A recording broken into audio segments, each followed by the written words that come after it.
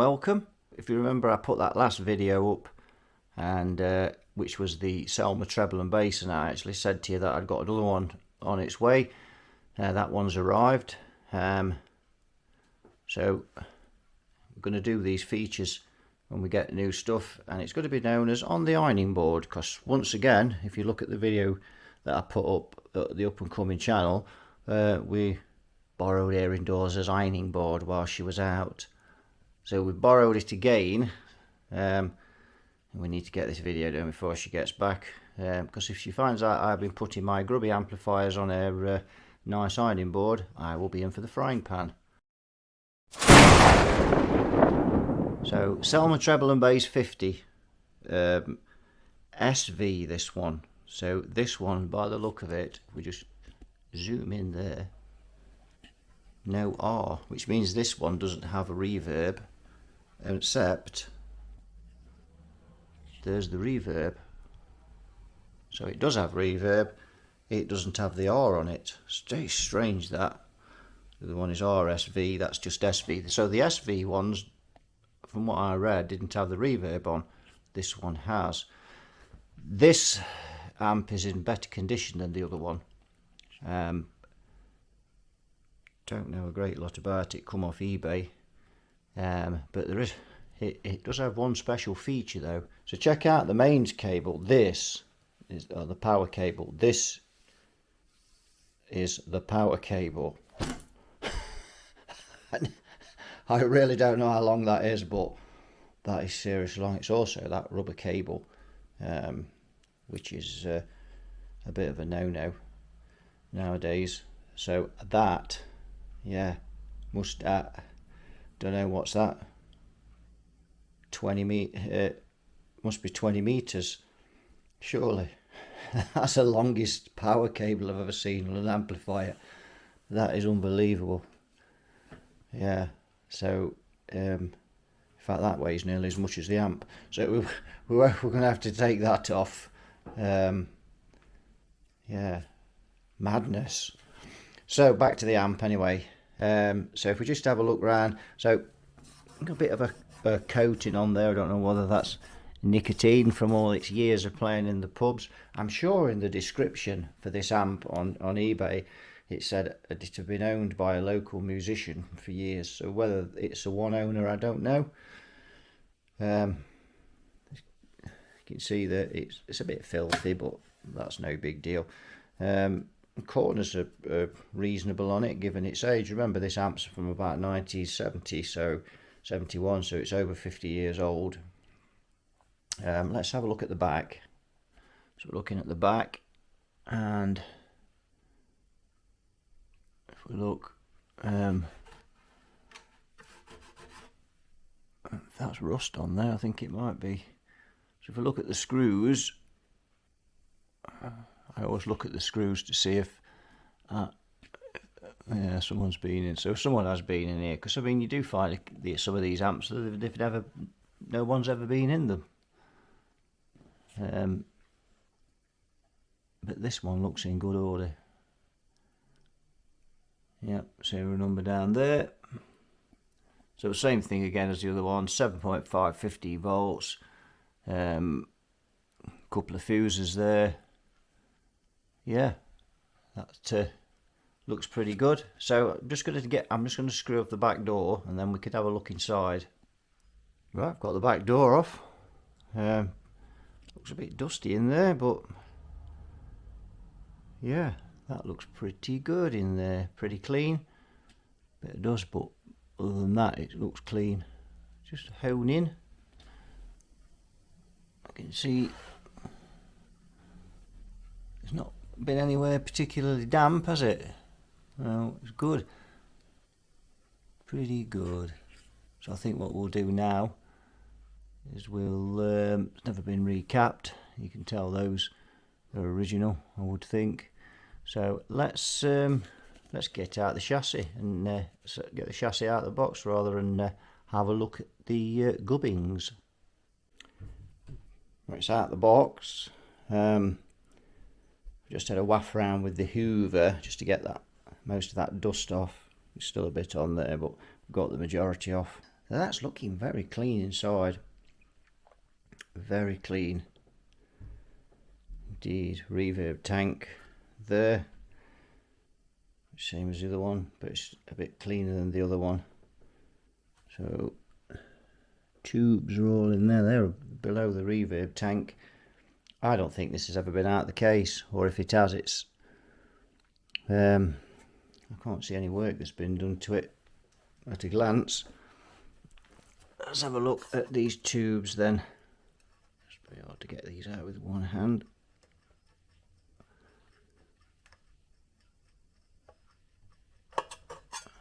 Mullard. That's what we like to see, assuming they're any good. So that's a good start. And I do like the way these, as I said on the last video, the last one, I do like the way these amps are made, where the tubes are screened. It's very good, and all the preamp valves are screened as well. I think that other tube's a Mullard. Yes, it is. You can see it through the glass there, the logo. So matching pair of Mullards. So that's a good start. And let's see what we'll turn it round. Of course, somebody has been inside of this, because it didn't come out of the factory with that on, did it? So yeah, so you can see the reverb tank. You can see one of the springs has come off the mounting there, so probably just had to put that back on. That shouldn't be that's no big deal, is it? So we can see the preamp tubes, and of course there's which we think is the phase inverter in the naughty corner down there. Let's have him out and investigate what he is. Some nondescript ECC83 12X7S it says on that one. I can't remember what S stands for. Somebody remind me in the comments, please, what that means. I forget now. I'll have to look it up again. So if I hone down there, and I don't know whether we can get, because there's not a lot of light in this amp, but there's a Mullard tube there. I don't think the others are Mullards from what I can see, but without taking that reverb tank out, can't really tell. That is a bit of a design flaw though. If you want to change the tubes, you've got to remove the reverb unit. It's not one of the best designs, is it, that? So let's have a look underneath. So we can glean a few things from looking at the last one and this one. The first thing is, I've noticed, is if we look there, that is the bias trim pot, and that's exactly the same as the one on the other one. So where I thought that had probably been added, that's actually factory by the look of it. So that's one thing. We've got the old mustard caps in here, and then we've got these caps, which are they original? Don't know. These white ones. If someone has been in here, it's not for a few years, that's for sure. So yes, let's look down, further down. There's some more of them caps there, so they probably are factory, those. Yeah. There's that resistor again over the valve base, again same as the last one.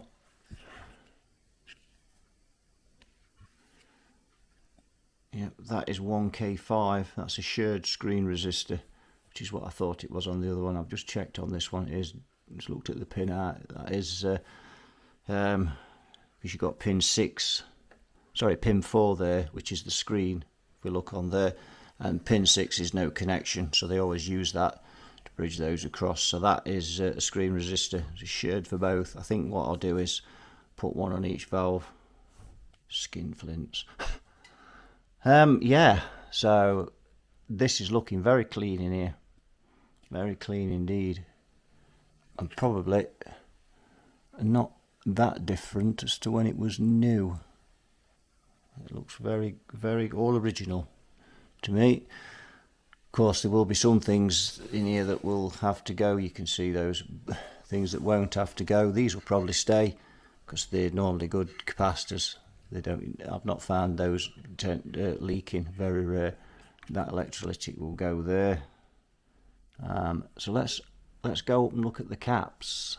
We can see here a bit of leakage going on there, and we can on the other one as well, on the other side there, a bit of leakage, and there again on that one. So they're shot, they've had it. See all this stuff pouring out. I don't know whether that looks like some kind of grease they've put around the nuts or whatever, or whether that's electrolyte that's been leaking out. I don't know. And then these two there, those two there, they look okay on the surface, but they're old and they've got to go. But I am looking round. I can't see anything that's looking round. I can't see anything that sticks out to me that this amp's had any work done to it at all. Just keep looking, but when we start to repair it in more, fix it up and get it serviced, we'll be able to tell more then when we've got it on the bench. So that is all looking good and original, and where the other ones had work done to it, and you've got to then go through and make sure that all that work's been done, it works properly. This one is apart from the power cable which got put in. Let's have a look at that. So that's coming in there.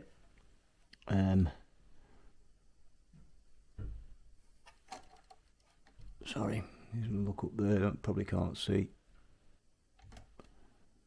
And then going into there, and yeah, it's put in well enough. It's just although that, yeah, put in well enough. It's just humongously long, and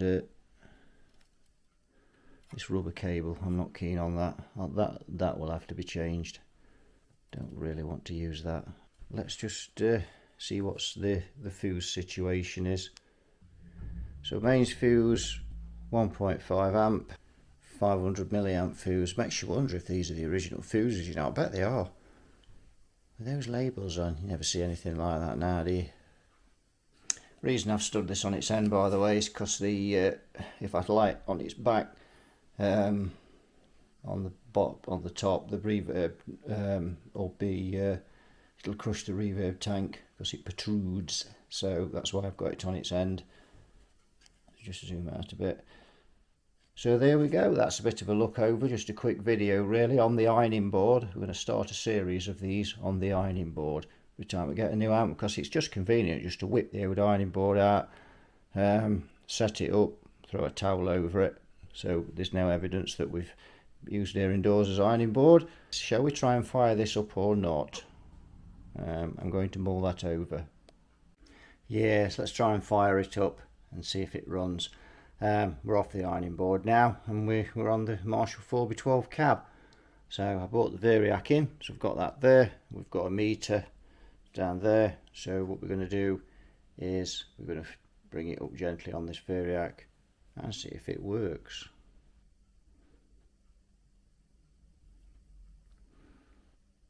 So let's start with 25 volts ish. See, I'm going to see what we get on there. I'm just trying to see where we are. I've got these, trying to look through this camera at the same time. There, of course, nothing. So are we? Let's try these switches.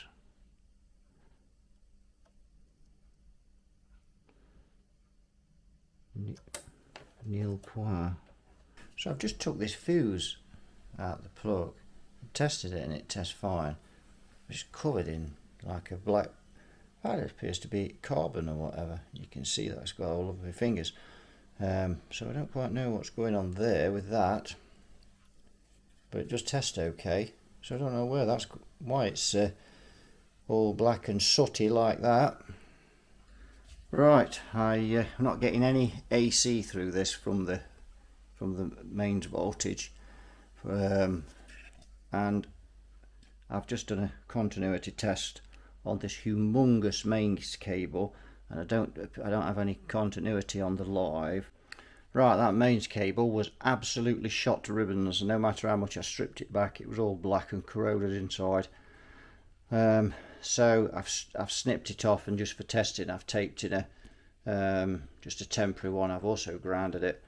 So if you don't know what you're doing with this stuff, don't do this. This is just under test conditions. So we've got a grounded there just to be safe. If you don't put a ground on it and you've got your guitar plugged into it, don't touch anything else that is grounded. Right, let's get testing and see what we can if we can find any voltage anywhere. So we'll put some voltage on the variac. Let's put 25 volts on there to start off with, just to see if we've got any juice. There we go. So we'll have a look at the meter. Let's see if anything appears. We'll try that. Excuse me this, because it's hard to do this with one hand, with the camera in one hand. And on testing that, we have nil pois.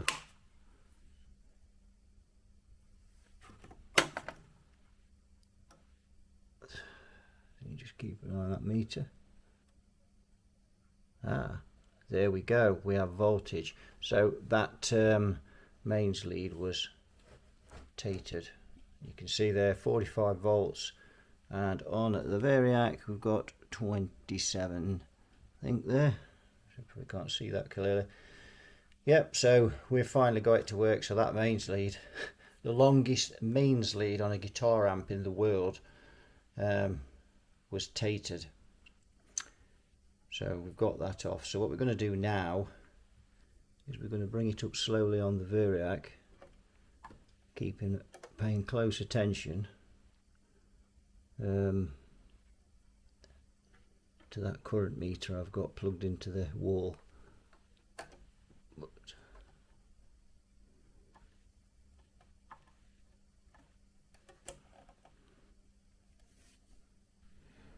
So start and bring it up. You can see that showing you now the HT voltage coming up on there.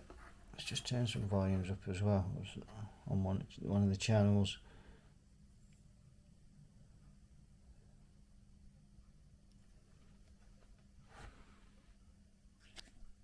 So 90 milliamps on the current meter, so that's nothing.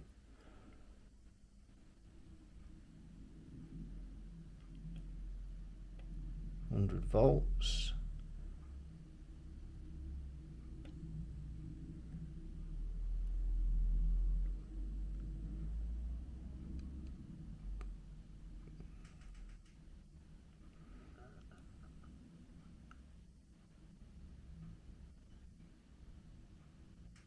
You can just see, and if you look now, you can just see the mains light starting to show on there. So we're now just beginning to get some voltage.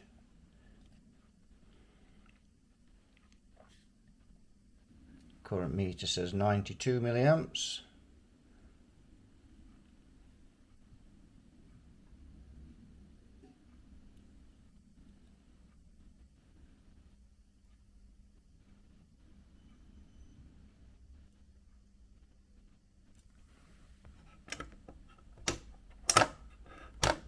Sure about that HT fuse, that HT switch on there. That seems a little bit rickety. So 200 volts we've got now on the HT. Now this is going to have about 400, well over 450 volts, so probably won't start to hear anything yet. But we're still taking it up easy because of those caps.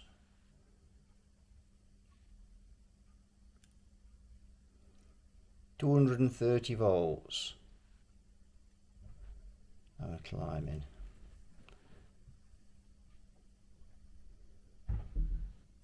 And I can just see light in that HT switch.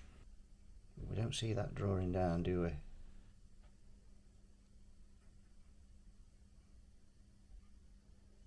Go up a bit more. So what we're going to be looking for is that voltage dropping as those valves start to conduct, and they're not. Oh, might be. Yep.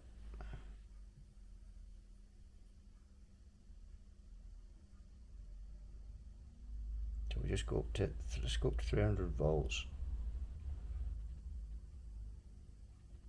I think I can hear a bit of sound.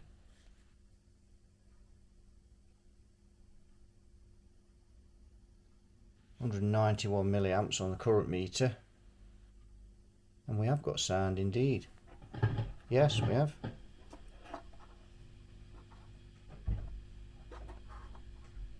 Oh, that's incredibly quiet. We've got white noise, hiss there, but we can't hear any electrolytic hum. So there we go, we've got sound. Right, I've got the camera on the tripod, so we're going to plug the guitar into it and have a bit of a listen. Right, I've got it plugged in. Let's see what we've got.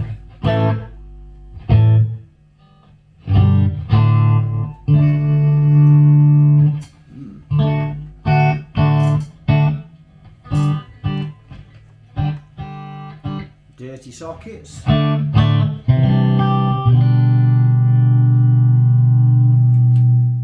Very bassy. This bass channel is. Probably that's why it's called bass channel.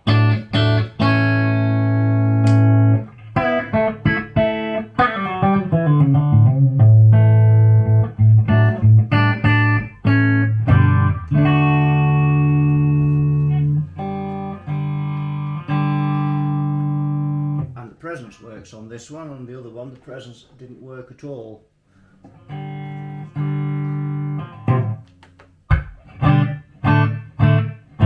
The reverb doesn't, but then given the fact that one of the springs is out of the reverb chassis, there's no surprise. Let's try the other channel.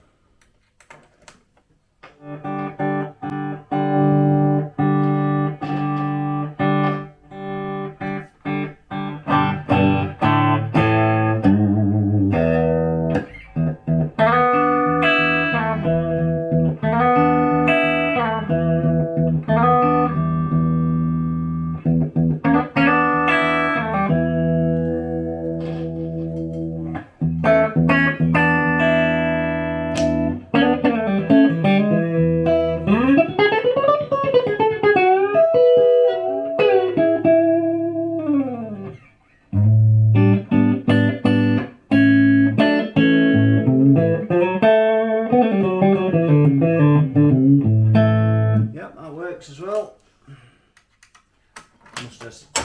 I must admit I do prefer the bass channel on these. So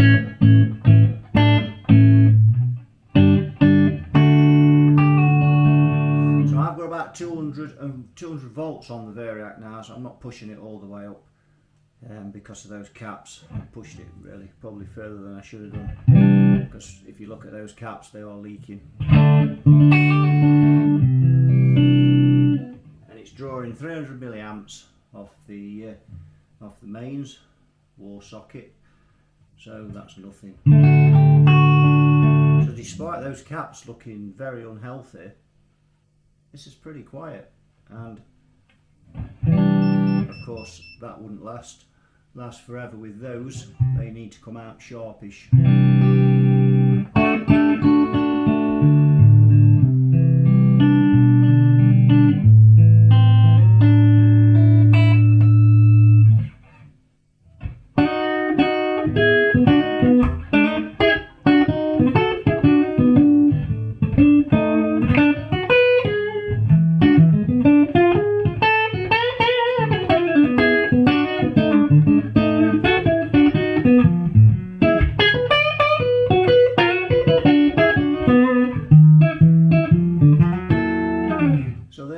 Selmer Treble Bass 50 SV, even though it's an RSV.